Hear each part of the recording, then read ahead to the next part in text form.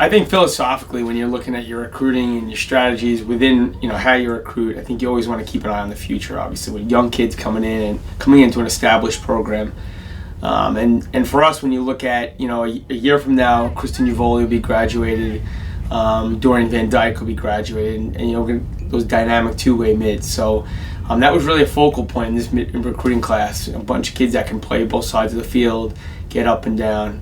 But we also feel like we added a lot of big-time offensive potential and some real good defenders. So whether some of those midfielders translate to be defenders or they turn out just to stay within they are, obviously with the rule changes and the tempo of the game being at a greater pace, you got to have more kids that can play both ends of the field, stay on the field and play some defense, but also be able to give you the qualities that you need on the offensive side. So that was our view coming in with a lot of these kids. But we're excited about this group. It's probably the highest end recruiting class we've had in my time here, and that's big for us.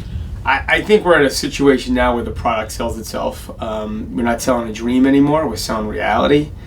And then I think it's important once we get a kid in here for them to see the passion of our kids, the passion of our program, and the culture within our program. We work really hard at making sure that we got good people here everywhere, academically, athletically. So I think that's really been our focal point. So, for now, when we get people in our office, we're looking for those qualities, not just about the lacrosse player. We're looking for good people that are going to continue to help improve what we have, what we're building here, just from a culture standpoint. So I think a lot of that, you start winning far before you're on the field. I think you win a lot in the locker room, and that's where, a lot of our eye is on. Courtney Troyan, Riverhead High School, we're really excited about her potential. She's really a special athlete. We love what we saw out of her. Flew under the radar, kid that not many people knew who she was, but every time I went and watched her play, she is somebody that's really starting to shine up now. Her stick is catching up to her athleticism, and she's somebody that we think, over the next couple weeks, transitioning into our off season and into our regular season, that she's going to have a big role with us and moving on into the future as well. Can play both sides of the field, super athlete, and a really good, hard-working kid. Erica Shea is somebody who comes with, to us with a ton of experience, having been part of the Mount Sinai, winning a couple state championships there. Long athlete, he's real good on the draw circle, but has real good potential offensively and defensively. So, when you look at what she's able to add to us, I think she will add a dimension to us. I think she's another one of those players that the more time that she gets, in our system and getting acclimated to the way we're doing things, her upside will continue to climb, but she's got a bright future. Sid is our one close defender that we brought in. Plays really good angles, tough as nails. Comes from a non-traditional area of lacrosse, and we're excited about her. She was a kid kind of came in, and we were unsure how she was gonna acclimate herself to Long Island lacrosse coming from New Hampshire. But she's been a great find for us.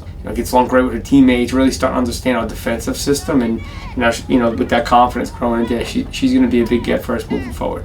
Duff comes from St. Anthony's, obviously a nice high school program. Somebody who she's raw right now, but she's a tremendous athlete, unbelievable speed. Has all the intangibles to be a great player. So I think for us, it's just a matter of her, the game slowing down a little bit for her and getting acclimated to college lacrosse. And for her, I think athletically she's where she needs to be. It's just getting all the other parts in place, and for her to make that transition. We're excited about Mary. I think she's somebody who has great offensive potential. For us now, for seeing the way she is around the goal, she got a nose for the cage, really good off the cut, really good stick. So a lot of those things there on one side of the field. For us, it's getting her to understand the importance and buy into playing defense and getting back in the hole and being able to be, a two-way midfielder at the college level. But again, she's a player who has got a really great stick and good instinct. So, we like the way she's transitioning to college lacrosse.